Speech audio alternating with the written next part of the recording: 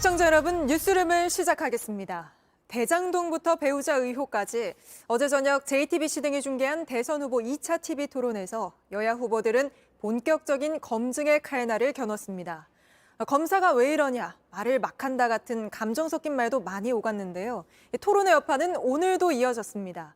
이재명 후보는 대한민국 정치는 복수혈전의 장이 아니라며 윤석열 후보의 적폐수사 발언을 직격했고, 윤 후보는 이 후보가 자꾸 이슈화시키는 걸 보니 급하긴 급한 모양이라고 맞받았습니다. 먼저 후보들의 오늘 발언부터 배양진 기자가 전해드립니다. 충청권을 찾은 이재명 후보는 오늘도 윤석열 후보의 적폐 수사 발언을 겨냥했습니다. 대한민국 정치는 복수 혈전의 장이 아닙니다. 아무 죄 혐의도 없는데 아무 데나 탈탈 털어가지고 한번 있는지 뒤져보겠다. 이런 게 범죄 아니겠습니까? 노무현 전 대통령을 언급하기도 했습니다. 다시 지켜주지 못했다고 똑같은 후회를 2번씩 반복할 것입니까, 여러분? 결코 반복돼서는 안 될 나쁜 역사입니다. 개헌을 통해 행정수도 세종시를 명문화하겠다는 말도 했습니다. 노 전 대통령이 추진했던 행정수도 이전은 2004년 헌법재판소에서 위헌 결정을 받은 바 있습니다. 윤석열 후보는 이준석 대표와 함께 정책 홍보 열차인 열정열차에 올랐습니다. 이재명 후보의 공격엔 많이 급한 모양이라고 맞받았습니다. 자기들 편의대로 해석해서 자꾸 이슈화를 시키는 거 보니까 뭐가 많이 급하기는 급한 모양입니다.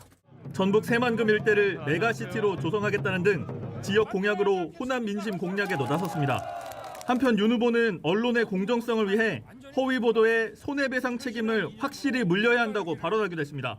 진실을 왜곡한 기사 하나가 그 언론사 전체를 파산하게도 할 수 있는 그런 강력한 그 시스템이 우리의 언론 인프라로 자리를 잡았다면은 국민의힘은 언론중재법의 징벌적 손해배상 조항 등에는 당도 후보도 반대하고 있다며 현 사법 절차상 책임을 강화하자는 원론적인 발언이었다고 설명했습니다.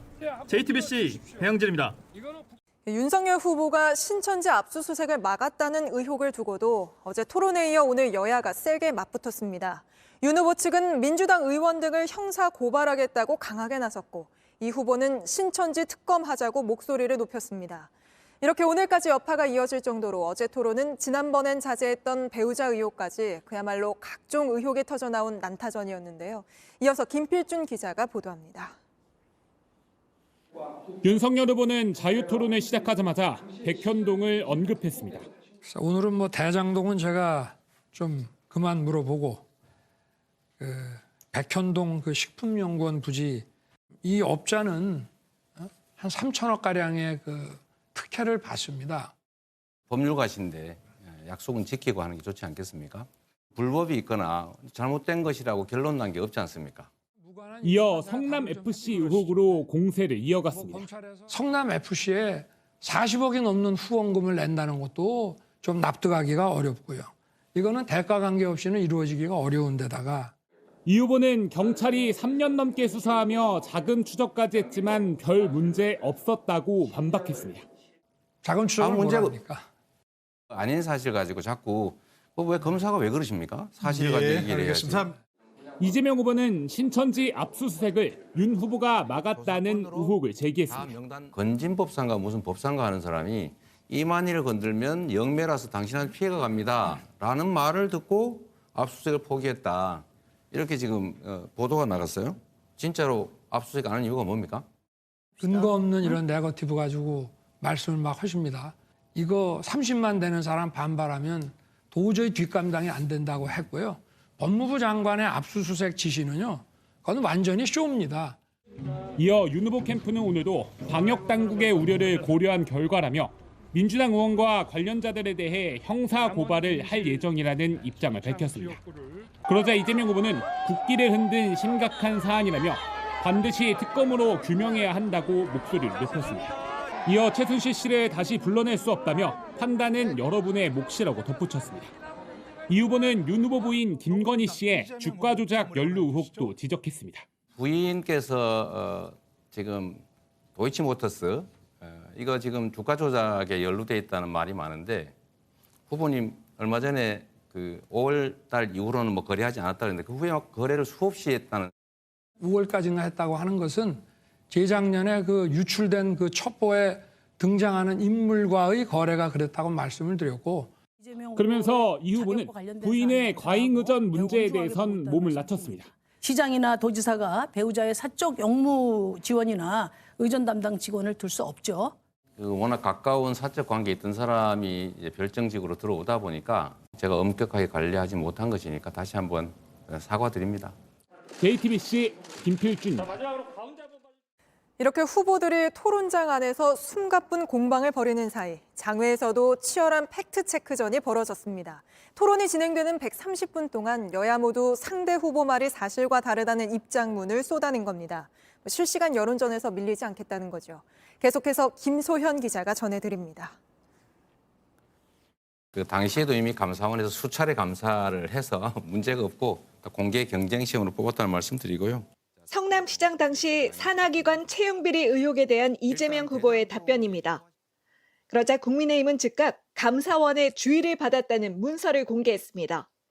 이번엔 윤석열 후보가 김건희 씨 주가 조작 의혹 관련 계좌를 이미 공개했다고 하자 그 대장동 그 게이트에 비해서 그 작은 사건임에도 불구하고 훨씬 더 검찰에서 연인원을 더 많이 투입해서 했고, 제가 경선 당시에도 계좌까지 전부 다 공개를 했습니다.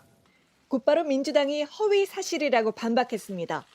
주가 조작이 집중된 2011년과 12년의 거래 내역은 공개하지 않았다는 겁니다. 이렇게 토론이 진행된 130분간 민주당 10번, 국민의힘 12번의 알림 공지가 쏟아졌습니다. 두 후보가 외교안보 토론에서 첨예하게 맞붙은 시각. 사실상은 종전 상태가 맞는데 그러나 법률상은 정전 상태인 거죠.